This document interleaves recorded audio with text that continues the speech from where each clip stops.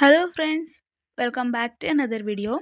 ಇವತ್ತಿನ ವಿಡಿಯೋದಲ್ಲಿ ನಾವು ನೀಟ್ ಫಸ್ಟ್ ರೌಂಡ್ನ ಕಂಪ್ಲೀಟ್ ಇನ್ಫಾರ್ಮೇಷನ್ ಬಗ್ಗೆ ತಿಳ್ಕೊಳ್ಳೋಣ. ಎಷ್ಟು ಚಾಯ್ಸ್ ಇರುತ್ತೆ, ಯಾವ ಚಾಯ್ಸ್ ಹಾಕಿದರೆ ಏನಾಗುತ್ತೆ, ನಾವು ಸೆಕೆಂಡ್ ರೌಂಡಿಗೆ ಹೇಗೆ ಪಾರ್ಟಿಸಿಪೇಟ್ ಮಾಡಬೇಕು ಅನ್ನೋದರ ಎಲ್ಲ ಕಂಪ್ಲೀಟ್ ಇನ್ಫಾರ್ಮೇಷನ್ನ ಇವತ್ತಿನ ವಿಡಿಯೋದಲ್ಲಿ ತಿಳ್ಕೊಳ್ಳೋಣ. ಇವಾಗ ಎಲ್ಲರ ತಲೆಯಲ್ಲಿರೋ ಕ್ವಶನ್ ಅಂತ ಅಂದರೆ, ನೀಟ್ ಮಾಕ್ ಅಲಾಟ್ಮೆಂಟ್ ರಿಸಲ್ಟ್ ಬಿಡ್ತಾರಾ ಇಲ್ವಾ ಅಂತ. KE ಅವರು ಕೊಟ್ಟಿರೋ ಸ್ಕೆಡ್ಯೂಲಲ್ಲಿ ನೋಡೋದಾದರೆ ಮಾಕ್ ರಿಸಲ್ಟ್ ಯಾವಾಗ ಬಿಡ್ತಾರ ಅಂತ ಯಾವುದೇ ಡೇಟ್ ಕೊಟ್ಟಿಲ್ಲ. ಬಟ್ MCC ಅವರು ಅವರ ಫಸ್ಟ್ ರೌಂಡ್ ಡೇಟ್ನ ಎಕ್ಸ್ಟೆಂಡ್ ಮಾಡಿರೋದ್ರಿಂದ KE ಅವರು ನೀಟ್ ಮಾಕ್ ಅಲಾಟ್ಮೆಂಟ್ನ ಮಾಡಲಿ ಅಂತ ನಾನು ಆಶಿಸ್ತೀನಿ. ನೆಕ್ಸ್ಟು ಮಾಕ್ ಅಲಾಟ್ಮೆಂಟ್ ಆದಮೇಲೆ ಆಪ್ಷನ್ನ ರೀಅರೇಂಜ್, ಡಿಲೀಟ್, ಆ್ಯಡ್ ಮಾಡೋಕ್ಕೆ ಬಿಡ್ತಾರೆ. ನೆಕ್ಸ್ಟ್ ಅದಾದಮೇಲೆ ಪ್ರೊವಿಸ್ನಲ್ ರಿಸಲ್ಟ್ನ ಅನೌನ್ಸ್ ಮಾಡ್ತಾರೆ. ಈ ಪ್ರೊವಿಸ್ನಲ್ ರಿಸಲ್ಟಲ್ಲಿ ನಿಮ್ಗೆ ಏನಾದರೂ ಅಬ್ಜೆಕ್ಷನ್ಸ್ ಇದ್ದರೆ, ಫಾರ್ ಎಕ್ಸಾಂಪಲ್ ಇವಾಗ ನನ್ನ ಕ್ಯಾಟಗರಿ ಒಳಗಡೆ ನನಗಿಂತ ಜಾಸ್ತಿ ರ್ಯಾಂಕ್ ಬಂದವರಿಗೆ ಆ ಕಾಲೇಜ್ ಸಿಕ್ಕಿದೆ, ಬಟ್ ನಾನು ಆಪ್ಷನ್ ಎಂಟ್ರಿಯಲ್ಲಿ ಅದೇ ಕಾಲೇಜ್ನ ಆ್ಯಡ್ ಮಾಡಿದ್ದೆ, ಬಟ್ ನನಗೆ ಆ ಕಾಲೇಜ್ ಸಿಕ್ಕಿಲ್ಲ. ಈ ಥರ ಏನಾದರೂ ನಿಮಗಾಗಿದ್ರೆ ನೀವು ಅಬ್ಜೆಕ್ಷನ್ಸ್ ಮಾಡ್ಬೋದು. ಆ ಅಬ್ಜೆಕ್ಷನ್ಸ್ನೆಲ್ಲ ವೆರಿಫೈ ಮಾಡಿಬಿಟ್ಟು KE ಅವರು first round final seat allotment ರಿಸಲ್ಟ್ನ ಬಿಡ್ತಾರೆ. ಫೈನಲ್ ಸೀಟ್ ಅಲಾಟ್ಮೆಂಟ್ ರಿಸಲ್ಟ್ ಬಿಟ್ಟಾದಮೇಲೆ ಎರಡು ಥರ ಸ್ಟೂಡೆಂಟ್ಸ್ ಇರ್ತಾರೆ. ಒಬ್ಬರಿಗೆ ಕಾಲೇಜ್ ಅಲಾಟ್ ಆಗುತ್ತೆ, ಇನ್ನೊಬ್ಬರಿಗೆ ಕಾಲೇಜ್ ಅಲಾಟ್ ಆಗಿರಲ್ಲ. ಈ ಕಾಲೇಜ್ ಅಲಾಟ್ ಆಗಿರೋ ಸ್ಟೂಡೆಂಟ್ಸಿಗೆ 4 ಚಾಯ್ಸಸ್ ಸಿಗ್ತವೆ. ಕಾಲೇಜ್ ಅಲಾಟ್ ಆಗದೇ ಇರೋ ಸ್ಟೂಡೆಂಟ್ಸಿಗೆ ಯಾವುದೇ ಚಾಯ್ಸಸ್ನು ಹಾಕೋ ಅವಶ್ಯಕತೆ ಇಲ್ಲ. ಅವರು ನೆಕ್ಸ್ಟ್ ರೌಂಡಿಗೆ ಹಾಗೆ ಪಾರ್ಟಿಸಿಪೇಟ್ ಮಾಡ್ಬೋದು ಸೆಕೆಂಡ್ ರೌಂಡ್ ಸೀಟ್ ಅಲಾಟ್ಮೆಂಟಿಗೆ. ಇವಾಗ ಯಾರಿಗೆಲ್ಲ ಸೀಟ್ ಅಲಾಟ್ ಆಗಿರುತ್ತಲ್ಲ ಅವರಿಗೆ 4 ಚಾಯ್ಸಸ್ ಇರ್ತವೆ. Choice 1, choice 2, choice 3, choice 4. ಇದು KCT ಸೆಕೆಂಡ್ ರೌಂಡ್ ಆದರೂ ಕೂಡ ನೀಟ್ ಅವ್ರಿಗೆ ಫಸ್ಟ್ ರೌಂಡ್ ಆಗಿರೋದ್ರಿಂದ ಅವರಿಗೆ 4 ಚಾಯ್ಸ್ನ ಕೊಡ್ತಾರೆ. ಇವಾಗ ಒಂದೊಂದೇ ಚಾಯ್ಸ್ದು ಕೂಡ ಕಂಪ್ಲೀಟ್ ಇನ್ಫಾರ್ಮೇಷನ್ನ ತಿಳ್ಕೊತಾ ಹೋಗೋಣ.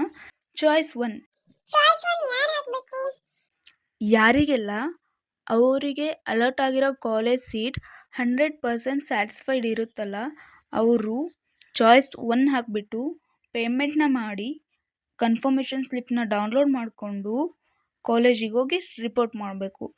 ಕಾಲೇಜಿಗೆ ರಿಪೋರ್ಟ್ ಮಾಡಾದಮೇಲೆ ಅವರು ನೆಕ್ಸ್ಟ್ ಯಾವುದೇ ಕೌನ್ಸ್ಲಿಂಗಲ್ಲಿ ಪಾರ್ಟಿಸಿಪೇಟ್ ಮಾಡೋಕ್ಕೆ ಎಲಿಜಿಬಲ್ ಇರಲ್ಲ. ಇದು ಫಸ್ಟ್ ರೌಂಡ್ ಆಗಿರೋದ್ರಿಂದ ಚಾಯ್ಸ್ 1 ಹಾಕಿದರೆ ನೆಕ್ಸ್ಟು ಯಾವುದೇ ಥರ ಕೌನ್ಸ್ಲಿಂಗ್ ರೌಂಡಲ್ಲಿ ಪಾರ್ಟಿಸಿಪೇಟ್ ಮಾಡೋಕ್ಕೆ ಎಲಿಜಿಬಲ್ ಇರಲ್ಲ. ಅದೇ ಸೆಕೆಂಡ್ ರೌಂಡ್ ಏನಾದರೂ ಆಗಿದ್ದರೆ ನೀವು ಚಾಯ್ಸ್ 1 ಹಾಕಿದರೆ ನಿಮಗೆ ನೆಕ್ಸ್ಟ್ ರೌಂಡಲ್ಲಿ ಪಾರ್ಟಿಸಿಪೇಟ್ ಮಾಡೋಕ್ಕೆ ಅಲೋ ಮಾಡ್ತಾರೆ.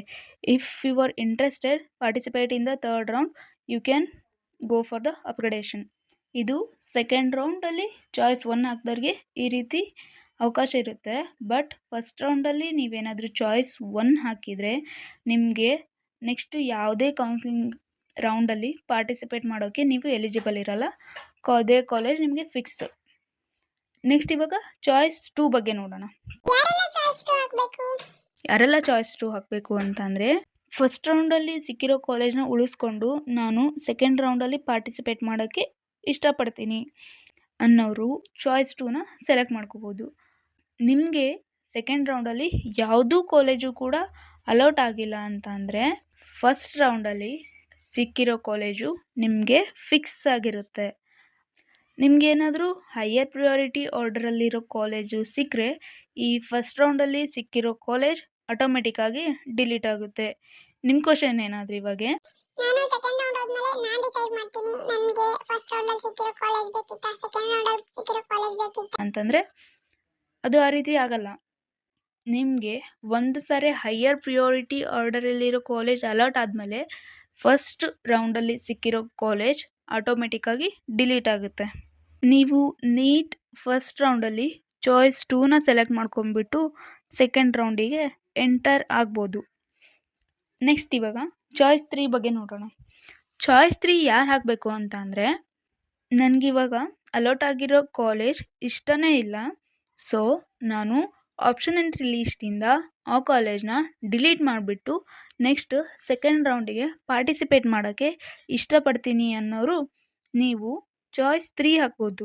ನೀವು ಚಾಯ್ಸ್ 3 ಹಾಕೋದ್ರಿಂದ ಆಪ್ಷನ್ ಎಂಟ್ರಿ ಲೀಸ್ಟಲ್ಲಿರೋ ಎಲ್ಲ ಕಾಲೇಜು ಕೂಡ ಹಾಗೆ ಇರುತ್ತೆ, ಬಟ್ ನಿಮಗೆ ಅಲಾಟ್ ಆಗಿರೋ ಕಾಲೇಜ್ ಮಾತ್ರ ಡಿಲೀಟ್ ಆಗುತ್ತೆ.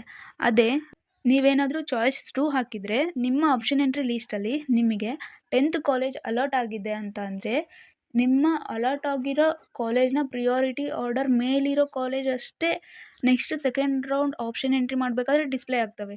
ಇನ್ನು ತೆಳಗಿರೋ 10th ಟು ಲಾಸ್ಟ್ ನೀವೆಷ್ಟು ಪ್ರಿಯಾರಿಟಿ ಆರ್ಡರ್ನ ಎಂಟರ್ ಮಾಡಿದ್ರಲ್ಲ ಅವೆಲ್ಲ ಕಾಲೇಜು ಕೂಡ ಡಿಲೀಟ್ ಆಗ್ತವೆ.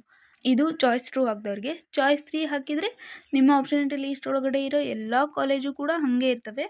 ಬಟ್ ನಿಮಗೆ ಅಲಾಟ್ ಆಗಿರೋ ಕಾಲೇಜ್ ಮಾತ್ರ ಡಿಲೀಟ್ ಆಗುತ್ತೆ. ಸೊ ಇದು ಚಾಯ್ಸ್ 3. ಚಾಯ್ಸ್ 4. ಚಾಯ್ಸ್ 4 ಯಾರು ಹಾಕಬೇಕು ಅಂತ ಅಂದರೆ ನನಗೆ ಸಿಕ್ಕಿರೋ ಕಾಲೇಜು ಸ್ಯಾಟಿಸ್ಫ್ಯಾಕ್ಷನ್ನೂ ಇಲ್ಲ ಮತ್ತು ನೆಕ್ಸ್ಟ್ ರೌಂಡಲ್ಲಿ ಪಾರ್ಟಿಸಿಪೇಟ್ ಮಾಡೋಕ್ಕೆ ನನಗೆ ಇಷ್ಟನೂ ಇಲ್ಲ.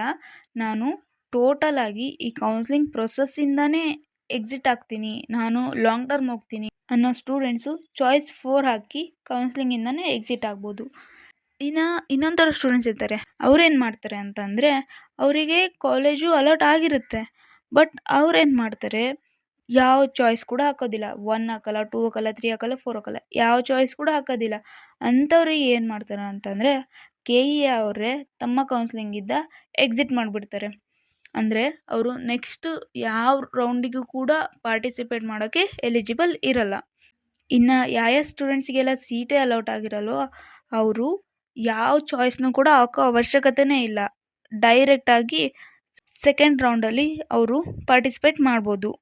ಇದು ನೀಟ್ ಫಸ್ಟ್ ರೌಂಡ್ನ ಕಂಪ್ಲೀಟ್ ಇನ್ಫಾರ್ಮೇಷನ್. ಇದೇ ರೀತಿ neat second round, stay vacancy round R third round ಆ ಎಲ್ಲ ರೌಂಡ್ಗಳ ಪ್ರೊಸೀಜರ್ನು ಕೂಡ ನಾನು ಎಕ್ಸ್ಪ್ಲೇನ್ ಮಾಡ್ತೀನಿ ನೆಕ್ಸ್ಟ್ ವೀಡಿಯೋಸ್ಗಳಲ್ಲಿ. ಮತ್ತು ನಿಮಗೆ ಇವಾಗ ನಡೀತಿರೋ ನೀಟ್ ಮತ್ತು CET ಕಂಬೈನ್ ಕೌನ್ಸಿಲಿಂಗ್ ಅಂದರೆ ನೀಟ್ದು ಫಸ್ಟ್ ರೌಂಡ್, CETದು ಸೆಕೆಂಡ್ ರೌಂಡ್, ಇದ್ರ ಬಗ್ಗೆ ಏನಾದರೂ ಡೌಟ್ಸ್ ಇದ್ದರೆ ಕಮೆಂಟ್ ಸೆಕ್ಷನಲ್ಲಿ ಡೌಟ್ನ ಹಾಕಿ. ನಿಮ್ಮ ಡೌಟ್ಸ್ನೆಲ್ಲ ಅನಲೈಸ್ ಮಾಡಿಬಿಟ್ಟು ಆ ಎಲ್ಲ ಡೌಟ್ಸ್ಗೂ ಆನ್ಸರ್ ಸಿಗುವಂಥ ವಿಡಿಯೋ ಮಾಡ್ತೀನಿ. ನಿಮಗೆ ಈ ಎಲ್ಲ ವಿಡಿಯೋಸ್ ಬೇಕು ಅಂತಂದರೆ ನೀವು ಮಾಡಬೇಕಾಗಿರೋ ಒಂದೇ ಕೆಲಸ, ಸಬ್ಸ್ಕ್ರೈಬ್ ಟು ದ ಚಾನಲ್. ಮತ್ತು ಈ ವಿಡಿಯೋ ನಿಮಗೇನಾದರೂ ಇಷ್ಟ ಅನಿಸಿದರೆ ಮಾತ್ರ ಲೈಕ್ ಮಾಡಿ, ಫ್ರೆಂಡ್ಸ್ ಯಾರಿಗಾದರೂ ನೀಡಿದರೆ ಶೇರ್ ಮಾಡಿ. ಮತ್ತು ಇದೇ ರೀತಿ ಕೌನ್ಸ್ಲಿಂಗ್, ಕಟ್ ಆಫ್ ಮತ್ತು ಲೈವ್ ಡೆಮೋ ಈ ಚಾಯ್ಸ್ ಎಲ್ಲ ಯಾವ ಥರ ಫಿಲ್ ಮಾಡೋದು ಅಂತ ಹೇಳ್ಬಿಟ್ಟು ಚಾಯ್ಸ್ ಫಿಲ್ ಮಾಡೋ ಡೇಟ್ ಕೊಟ್ಟಾಗ ಲೈವ್ ಡೆಮೋ ಮಾಡಿ ಹಾಕಿರ್ತೀನಿ. ನಿಮಗೆ ನೀಡಿದರೆ ಚೆಕ್ ಮಾಡಿ. ವಿಡಿಯೋ ಹೆಲ್ಪ್ಫುಲ್ ಆಗಿದೆ ಅಂತ ಅಂದ್ಕೊಂಡಿದ್ದೀನಿ. Thank you.